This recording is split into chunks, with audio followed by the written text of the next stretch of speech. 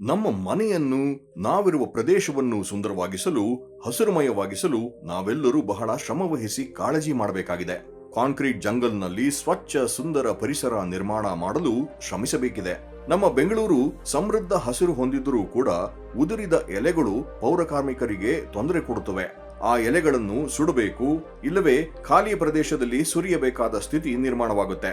ಆದರೆ ನೆರಳು ನೀಡುವ ಮರಗಳ ಜವಾಬ್ದಾರಿಯನ್ನು ನಾವೇ ಹೊತ್ತು ಅದೇ ಸ್ಥಳದಲ್ಲಿ ಉದುರಿದ ಎಲೆಗಳಿಂದ ಗೊಬ್ಬರ ತಯಾರಿಸಿದರೆ ದೊಡ್ಡ ಮಟ್ಟದ ಲಾಭವೂ ಆಗುತ್ತೆ, ಕಸದ ಸಮಸ್ಯೆಗೂ ಮುಕ್ತಿ ಸಿಗುತ್ತೆ. ಬೆಂಗಳೂರಿನಲ್ಲಿ ಬೇಸಿಗೆ ಬಂದರೆ ಸಾಕು, ಎಲೆಗಳು ಉದುರುತ್ತವೆ. ಅರಿವಿನ ಕೊರತೆಯಿಂದಾಗಿ ಜನರಿಂದ ಒಣ ಎಲೆಗಳು ಸುಡಲಾಗುತ್ತದೆ. ಇದರಿಂದ ವಾಯು ಮಾಲಿನ್ಯ ಉಂಟಾಗಿ ಆರೋಗ್ಯ ಸಮಸ್ಯೆ ಕಾಣಿಸಿಕೊಳ್ಳುತ್ತವೆ. ಇದೇ ಕಾರಣಕ್ಕೆ ಪದ್ಮಶ್ರೀ ಬಲರಾಮ್ ರವರು ಸ್ವತಃ ಎಲೆಗೊಬ್ಬರ ತಯಾರಿಸುವುದನ್ನು ಅಭ್ಯಾಸ ಮಾಡಿಕೊಂಡಿದ್ದಾರೆ. ಈ ನಡೆಗೆ ಬೆಂಗಳೂರು ಸಾಲಿಡ್ ವೇಸ್ಟ್ ಮ್ಯಾನೇಜ್ಮೆಂಟ್ ಲಿಮಿಟೆಡ್ನ ಸಿಇಒ ಕರಿಗೌಡರಿಂದ ಬೆಂಬಲ ಸಿಕ್ತು. ಬಿಎಸ್ಡಬ್ಲ್ಯೂಎಂಎಲ್ನ ಸಿಒಒ ರಮಾಮಣಿಯವರ ಸಹಾಯವೂ ದೊರೆಯಿತು. ಬಿಎಸ್ಡಬ್ಲ್ಯೂಎಂಎಲ್ ಸಿಇಒ ಮತ್ತು ಜಿಬಿಎ ಮುಖ್ಯ ಆಯುಕ್ತರು ಸೇರಿದಂತೆ ಹಿರಿಯ ಅಧಿಕಾರಿಗಳು ತಮ್ಮ ಮನೆಯಲ್ಲೇ ಎಲೆಗೊಬ್ಬರ ತಯಾರಿಕಾ ಘಟಕ ಸ್ಥಾಪಿಸಿದರು. ಈ ನಡೆಯನ್ನು ಗಮನಿಸಿದ ಜನರು ಕೂಡ ಸಾಥ್ ಕೊಟ್ಟರು.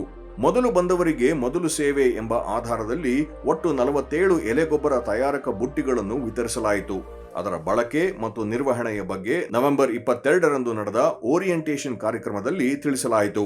ಸದ್ಯ ಬೆಂಗಳೂರಿನಾದ್ಯಂತ 47 ಎಲೆ ಕಾಂಪೋಸ್ಟರ್ಗಳನ್ನು ಸ್ಥಾಪಿಸಲಾಗಿದೆ. ಎಲೆ ಕಸವನ್ನು ಗೊಬ್ಬರವಾಗಿ ಮಾಡಲಾಗುತ್ತಿದೆ. ಇದರಿಂದ ಎಲೆ ಸುಡುವುದು, ಇಂಗಾಲದ ಹೊರಸೂಸುವಿಕೆ ಕಡಿಮೆಯಾಗುತ್ತಿದೆ. ಇದರಿಂದ ನಾಗರಿಕರಲ್ಲಿ ಪರಿಸರ ಜವಾಬ್ದಾರಿಯು ಉತ್ತೇಜನಗೊಳ್ಳುತ್ತಿದೆ. ಸದ್ಯ ಸ್ಥಾಪಿಸಲಾದ ಎಲ್ಲಾ ಘಟಕಗಳನ್ನು 4 ತಿಂಗಳವರೆಗೆ ಮೇಲ್ವಿಚಾರಣೆ ಮಾಡಲಾಗುತ್ತದೆ.